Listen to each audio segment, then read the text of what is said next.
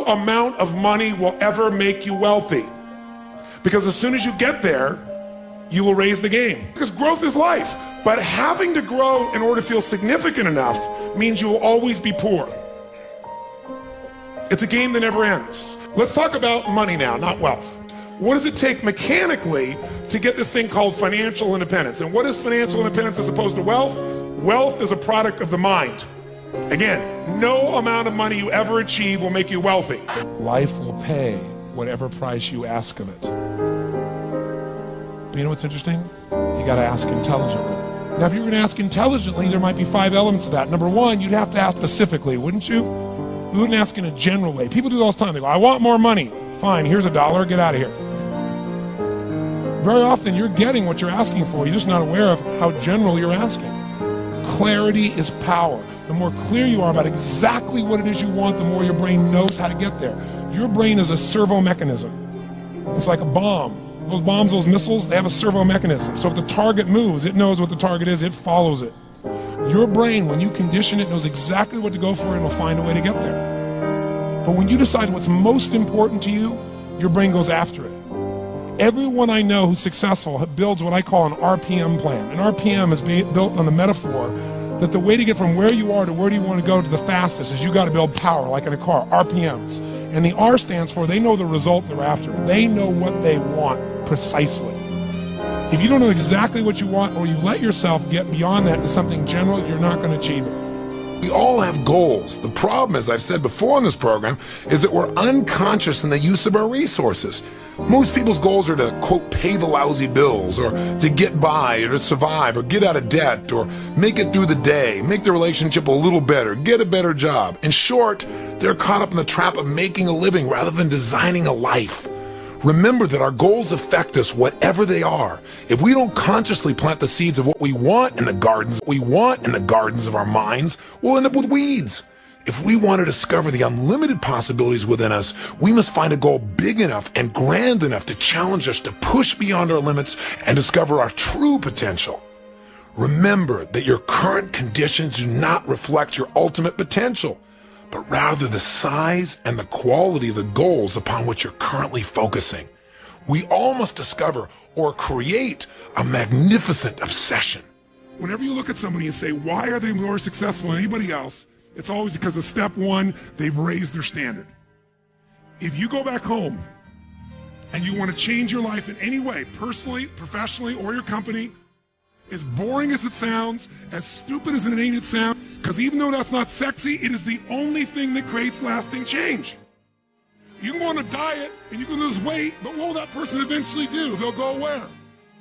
Back, unless they raise their standard. Now that sounds so trite and stupid and positive thinky or old school, but the truth is it's the truth. So maybe I can language it in a way that's more compelling to you or more simple. What does it mean when we say raise our standards? It means you turn your shoulds into musts. The difference in people is that they turn their shoulds into musts. The things that you used to say I should do, you do your shoulds when it's convenient, when it's comfortable, when it goes your way. But when something is a must, not to other people, but a must to you, do you find the way to get it done, yes or no? So the difference in people is what's their must, or another word for that is what's their standard. If you want a great jump in the quality of your life, an extraordinary jump in the quality of your life, you got to set yourself up to win. You got to set yourself up with a process that allows you to consistently grow, consistently enjoy your life, and consistently produce the results that you're really after. And I don't care. But if you've got what you know, that focus, the target, and you got the toolbox, and you're still not getting what you want, it's because you got inner conflicts. That's the third pillar. You've got to resolve your inner conflicts. Because that, as I try to explain to you, 80% of success in anything is your psychology and 20% is the mechanics. So those inner conflicts are when you take 2 steps forward and you pull 3 steps back.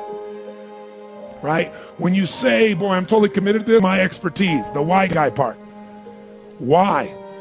Why do you keep saying you want this? You have crystal clarity and you have the tools and you're still not getting it? There's a conflict in you. You want to be totally successful, but you're afraid at some level that if you are totally successful, you will not be loved. You'll be rejected. You want to be in a position where you have total free time and you want to build a $1 billion enterprise. These are conflicts. You really, truly know you got the tools and talents to make this happen, but a part of you doesn't think you deserve to succeed because it's something you did at some point in your life, or something you made up. Or you think making money or being successful economically is not spiritual. And you're committed to being spiritual, and yet the other part of you, it's the inner conflicts between fighting parts. So what do we do in this third pillar? Think of it as a vault we got to unlock. Think of it as unlock and unleash. That's the third pillar. The way you unlock and unleash is you identify the conflicts. You get clear what they are. So you may have total clarity, even the tools, but how can you totally unleash and commit when you're being pulled in two different directions? You say, Tony, how do I solve that? There isn't one way. You've got to get clear about what's most important to you today, not what you think you should do based on an old blueprint, an old belief system, your parents, society, your friends.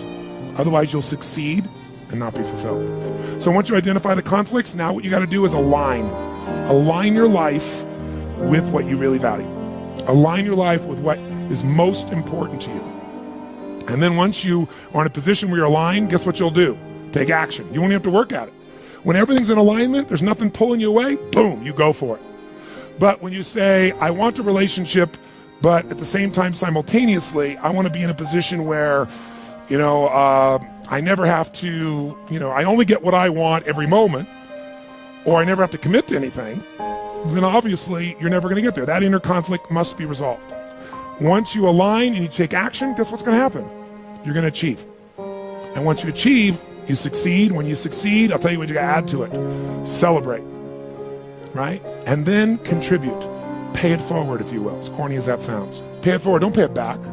Take what you've got, what you've learned, and bring it to someone else. And if you bring it to someone else, it continues that cycle of fulfillment, of joy, of meaning in your life. Everything works. I just finished by reminding you what I think everybody knows in their heart. Nothing you get will ever make you happy.